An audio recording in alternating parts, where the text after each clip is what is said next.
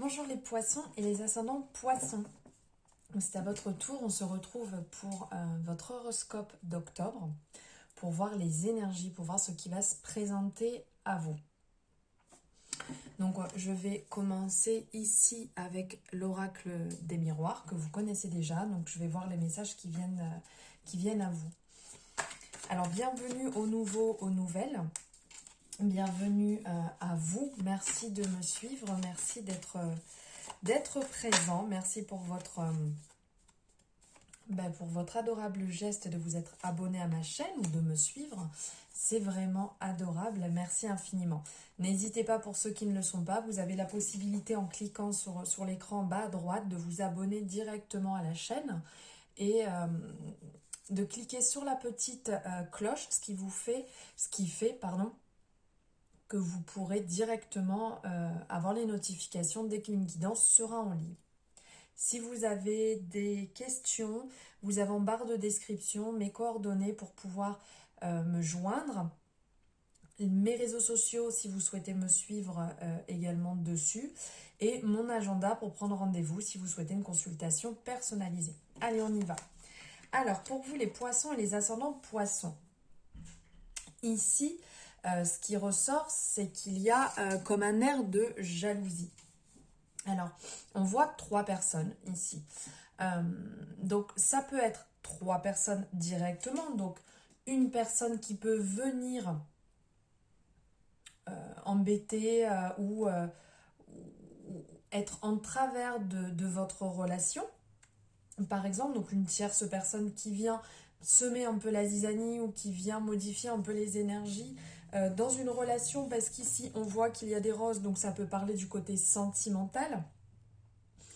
On voit derrière cette lune, ce côté un peu sombre, donc ce côté où on n'est pas très bien, on est renfermé sur soi-même, où c'est compliqué.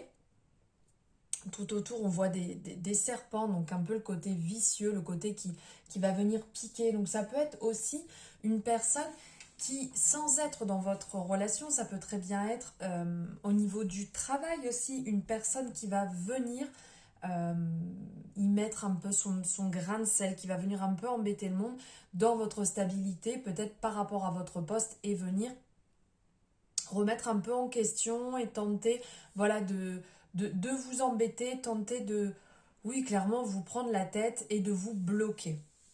Après, ça peut très bien être aussi, sans être une personne directement, ça peut très bien être à l'intérieur de vous. Ça veut dire une énergie qui n'est pas forcément très bonne. Vous avez peut-être quelque chose qui vous parasite à l'intérieur et ce qui fait que ça bloque aussi bien dans la relation que vous avez avec vous-même, mais dans la relation que vous pouvez aussi avoir avec votre compagnon, avec votre conjoint ou conjointe, bien entendu. Donc ça peut être aussi sans être la personne directement, ça peut être sans être physique, ça peut être intérieurement, en fait, quelque chose qui vous parasite, qui du coup vous bloque, vous empêche d'avancer, vous empêche d'être épanoui complètement. Donc faire un peu attention à ça, vous pouvez travailler sur vous-même aussi, tenter de vous libérer de ça et de pointer le doigt sur ce qui est ce problème qui peut parasiter, qui peut embêter le monde, et tenter de résoudre ça pour retrouver votre calme et votre équilibre. La parole, eh bien, regardez, la parole, là il va falloir libérer la parole, il va falloir échanger, il va falloir dire les choses, parce que je vous montre la carte ici. On a encore ici là cette planète ou cette lune là qui est représentée, qui apparaît dessus. Donc en fait, on voit une personne qui est là en train d'échanger avec d'autres, comme si c'était un petit peu, on est avec les copines, avec le thé, en train d'échanger, en train de parler. Elle annonce, cette personne, quelque chose, et on voit que là, les personnes sont comme étonnées. Et au second plan, on voit une personne euh, qui se bouche, qui met la main devant la bouche justement, soit qui peut être choqué des paroles qui en sortent, ou qui peut être aussi étonné enfin que la personne se libère, l'esprit se libère, la parole.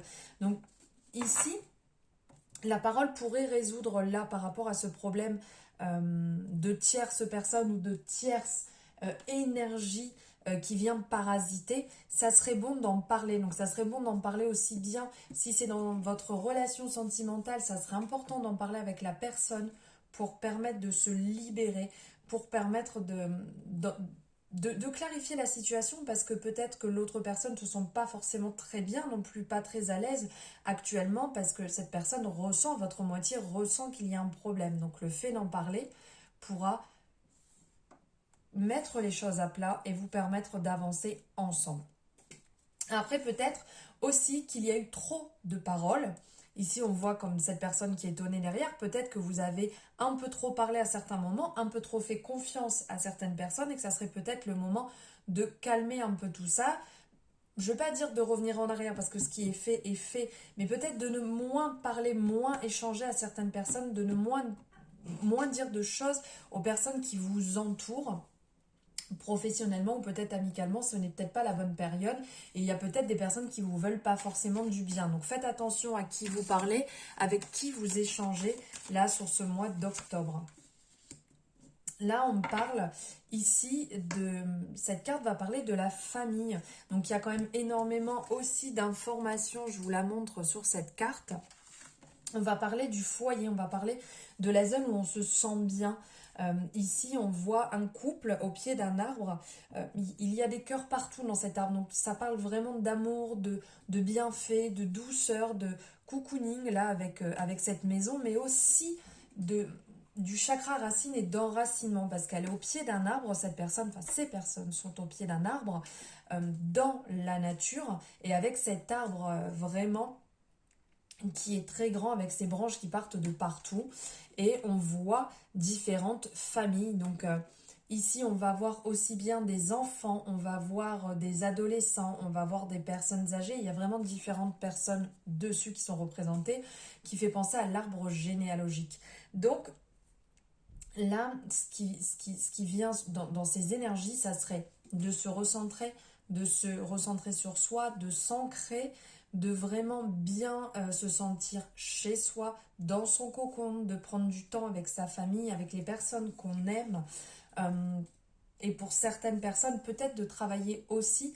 Là, ce message peut ressortir sur la généalogie de votre famille, sur l'arbre généalogique. Peut-être que certaines personnes ont besoin de retrouver des personnes dans de leur vie, de leur famille, besoin de renouer les liens, de se retrouver ensemble et de passer des bons moments ensemble. Ah, ici justement, il y a eu certainement séparation, il y a peut-être eu dualité, parce qu'on voit l'homme et la femme ici sur le cheval et on voit la séparation entre les deux. Donc il y a peut-être eu une période pas simple, une période compliquée, vous êtes peut-être passé par une période compliquée, donc ça peut être en lien ici, alors avec une personne de votre famille que vous avez besoin de renouer le lien, donc soit avec votre compagnon, soit avec des parents, des enfants, voilà, le besoin de se retrouver parce qu'il y a eu séparation. Après, ça peut très bien être aussi directement avec votre moitié, ce qui fait que c'est ce qui a créé la faille, la fissure ici qu'on peut voir. Donc peut-être aussi que sentimentalement, ça a été compliqué et que là, vous vous retrouvez dans une situation vraiment pas simple où vous avez besoin de vous retrouver parce que la période a dû être vraiment compliquée, dure. Et donc là, il y a un besoin de se ressouder. Il y a peut-être, contrairement à ça, d'autres personnes qui ont, à l'effet inverse, besoin de se séparer, qui ont besoin. Parce que n'oublions pas, on est sur une guidance générale, donc ça peut ne pas parler à tout le monde. Donc on prend ce qui résonne, on laisse de côté ce qui ne résonne pas. Donc là, ça parle aussi peut-être que certaines personnes ont besoin de prendre un peu de distance, ont besoin de souffler, ont besoin de se retrouver tranquillement, soi-même, sans avoir une tierce personne à côté aussi. Donc si vous en avez besoin, c'est ok, faites-le pour vous retrouver. Et là, pour finir, on vous parle de la chance. Donc il y a quand même la chance qui va vous accompagner sur ce mois d'octobre, les poissons. Donc ici, ça parle de chance. Donc c'est le moment de se lancer dans ce que vous voulez entreprendre. Si vous avez des projets actuellement, sur octobre, ça va être le moment de se lancer parce que vous êtes accompagné, vous êtes guidé. Aussi bien en amour, on le voit ici, mais il y a vraiment la chance. Ça peut être professionnellement, ça peut être même si vous êtes dans l'attente de signer un dossier, de signer un contrat, si vous êtes dans l'attente pour une maison, pour une location, peu importe, là on vous dit clairement, vous avez la chance avec vous, allez-y, c'est vraiment le moment. Maintenant, on va voir ici avec le tarot, les poissons, les messages qui ressortent. Ah ouais, effectivement, c'est... là, c'est le grand chamboulement, c'est... ah bah... Et ben alors là, les deux là, hein, franchement, pour vous, ça va bouger, il va vraiment avoir du mouvement sur ce mois d'octobre. Hop, je vais remettre ça là, ici. Alors ici, on a la maison de Dieu. La maison de Dieu qui parle, c'est comme une bouteille de champagne. On la secoue, on enlève le bouchon, ça pète, ça part dans tous les sens. Donc là, il va avoir du changement, il va avoir des choses qui vont bouger. On le voit aussi avec la roue de la fortune qui est en mouvement. Ça veut dire que ça y est, c'est parti, ça bouge. Il y a des opportunités, tout va bouger. Ça va être un gros bouleversement. Ça ne va pas être facile, ça c'est sûr, mais c'est présage de bonne fortune, de bon augure. C'est pas simple en fait quand on vient secouer tout, ça part dans tous les sens. Mais des fois on a besoin d'être un peu secoué pour après revenir au bon endroit, pour se retrouver au bon endroit. Donc là ça va chambouler sévère, mais dites-vous que c'est pour votre bien. Faites attention à ne pas le faire n'importe comment, faites-le bien, faites-le en étant réfléchi, en partant pas dans tous les sens, en faisant les choses avec beaucoup de logique. Excusez-moi, j'ai accroché la caméra. Et maintenant, on va voir ici avec l'oracle des chakras ce qui vous attend. Oups, là. Ce qui vous attend sur octobre, les poissons et les ascendants poissons.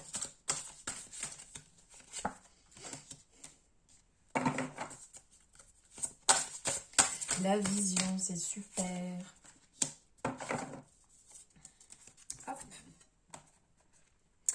Alors ici, on va parler du chakra sacré. Donc on va avoir l'émotion et aussi l'argent. Donc là, je vais vous parler du chakra sacré.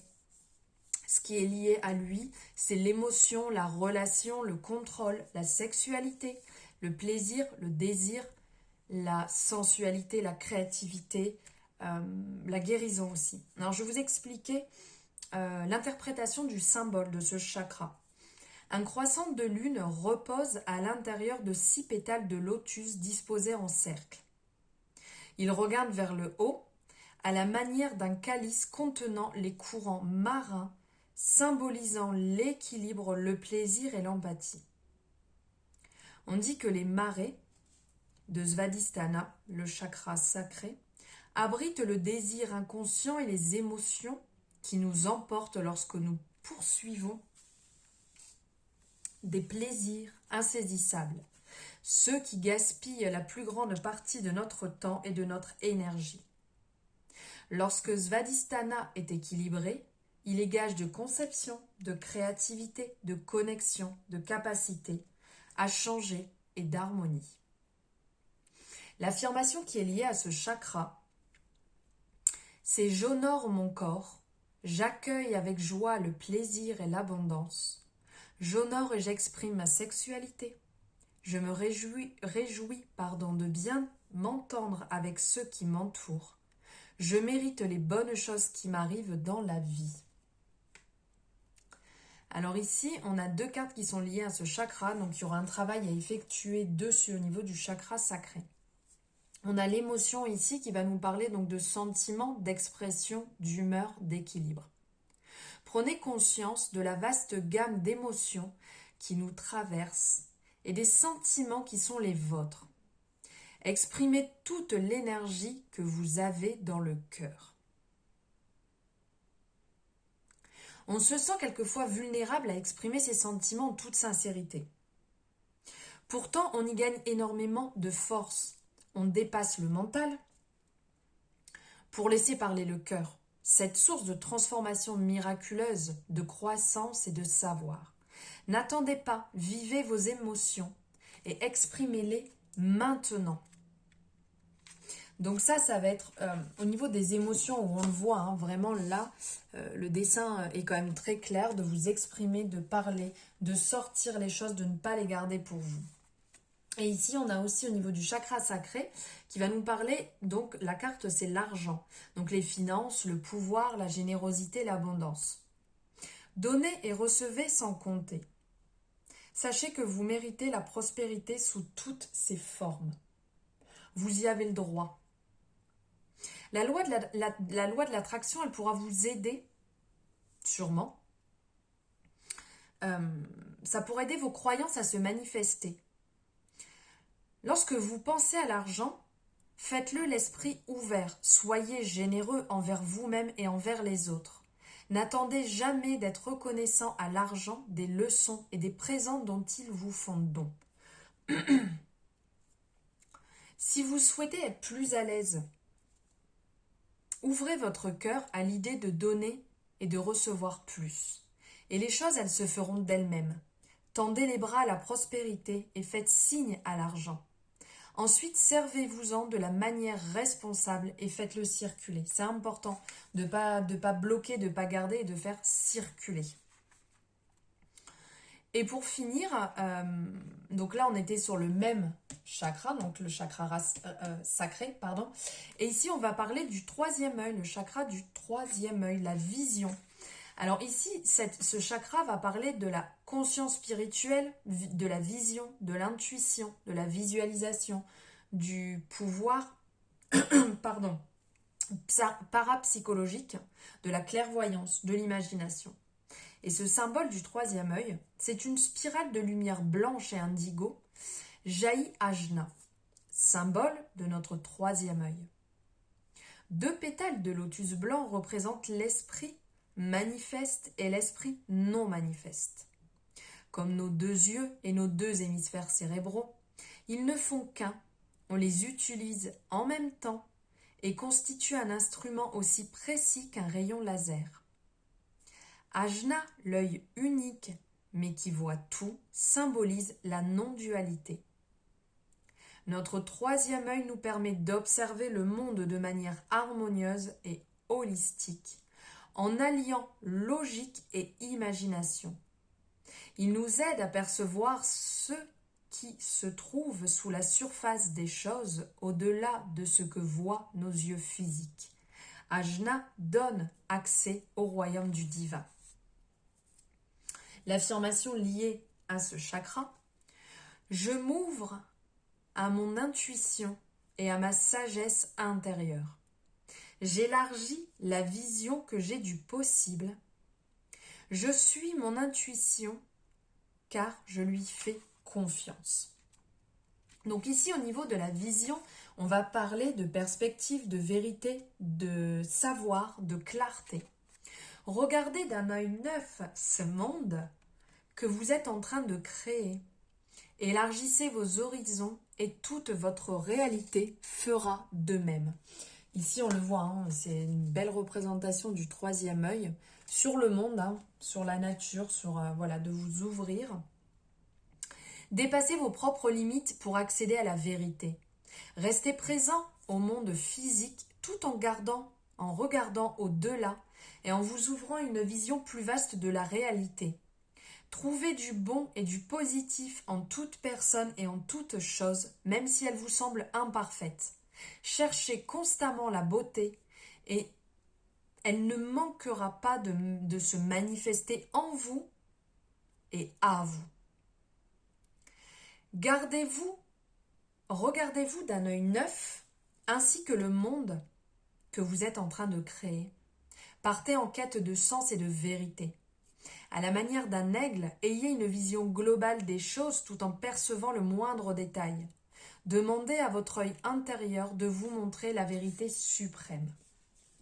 Donc vous pouvez travailler dessus en les équilibrant par rapport aux pierres que vous pouvez porter, qui seront en lien avec la couleur du chakra, par rapport à vos vêtements, ce que vous pouvez porter. Alors après, si vous n'êtes pas spécialement, vous n'aimez pas spécialement cette couleur, vous pouvez la porter en dessous, que ce soit caché avec des sous-vêtements, avec des chaussettes ou quelque chose que vous portez dans votre poche qui est en lien, ça travaillera inconsciemment. Donc par rapport à la nourriture aussi, ce que vous mangez en fonction du chakra pour le rééquilibrer, en fonction, vous pouvez écouter une fréquence, vous pouvez le travailler en méditation, vous pouvez le travailler en faisant du reiki aussi. Il y a quand même différentes manières qui pourront vous aider pour les rééquilibrer, pour équilibrer vos chakras en cette période d'octobre. Voilà les poissons et les ascendants poissons, merci d'avoir suivi cette guidance. J'espère que ces messages pourront vous aiguiller, pourront vous guider pour vos énergies d'octobre. N'hésitez pas à me le mettre en commentaire, ça me fera plaisir. N'hésitez pas à liker la vidéo si vous l'avez aimée et pourquoi pas la partager pour la faire découvrir à d'autres personnes autour de vous.